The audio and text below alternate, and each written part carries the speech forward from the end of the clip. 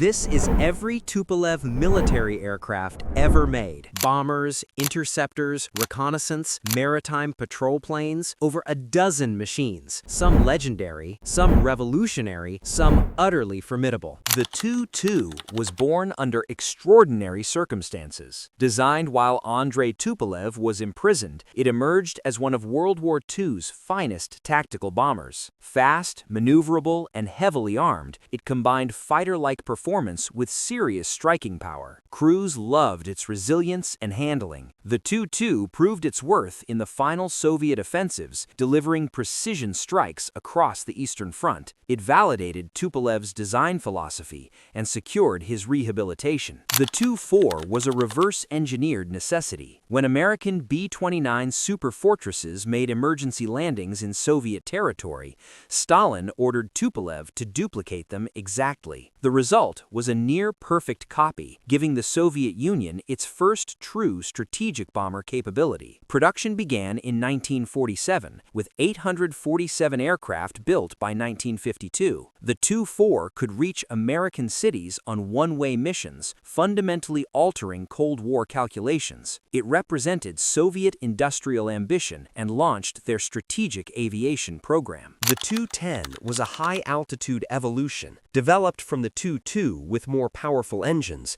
it aimed for improved performance at extreme altitudes. Designated ANT-68 internally, it featured enhanced aerodynamics and increased range. The project showed promise during trials in 1945, demonstrating superior speed and ceiling compared to standard Tu-2 variants. However, changing priorities and the emergence of jet propulsion meant the Tu-10 never reached full production. It remained a transitional design in Tupolev's progression. The Tu-14 was Tupolev's entry into jet-powered tactical bombing. Originally designated Tu-81, it competed against the Ilyushin Il-28, but lost the main production contract. Nevertheless, Soviet naval aviation adopted it as a torpedo bomber. Twin Klimov VK-1 engines gave it respectable speed, and it carried specialized anti-ship weapons. Approximately 150 were built, serving mine torpedo regiments from 1952 to 1959. The Tu-14 represented Tupolev's adaptation to jet technology, though it remained overshadowed by more successful contemporaries. The Tu-16 was a strategic breakthrough. Powered by two massive Mikulin AM-3 turbojets, it gave the Soviet Union a genuine jet-powered bomber with intercontinental potential. First flown in 1952, it combined swept wings with impressive payload capacity. The Tu-16 evolved into a versatile platform, carrying cruise missiles, conducting reconnaissance, and performing electronic warfare. Over 1,500 were produced, serving from 1954 into the 1990s. It formed the backbone of Soviet bomber forces and spawned the Tu-104 airliner. The Tu-95 became a Soviet legend. Designated Tu-20 initially, it solved the range problem with four massive Kuznetsov NK-12 turboprops, driving contra-rotating propellers. First flown in 1952, it achieved jet-like speeds with extraordinary endurance. The swept-wing giant could strike targets across continents, making it a true strategic weapon. Its distinctive sound and imposing presence made it instantly recognizable.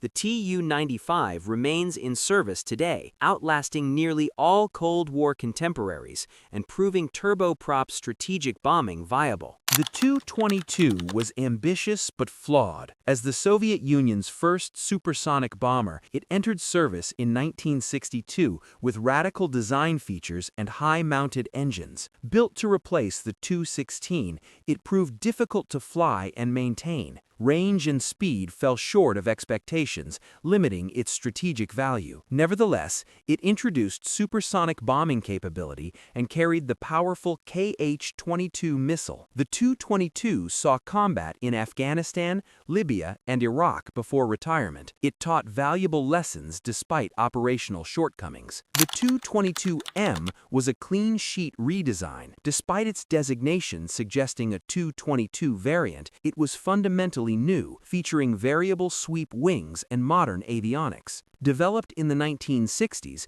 it combined supersonic speed with practical range and payload. Western intelligence called it backfire, fearing its strategic reach. The Tu-22M excelled in maritime strike and theater bombing roles, carrying advanced cruise missiles. Nearly 500 were built, serving through multiple conflicts. It represented Tupolev mastering swing-wing technology and creating a genuinely capable strategic platform. The Tu-28 was a giant interceptor. Officially designated Tu-128, it became the largest and heaviest fighter ever produced. Built to defend the Soviet Union's vast northern frontiers, it patrolled regions no other interceptor could reach. Twin Lulka AL-7 engines powered its massive airframe, while long-range radar and R-4 missiles provided firepower. First flown in 1961, it served until 1990. The Tu-128 prioritized range and endurance over agility, designed exclusively to destroy strategic bombers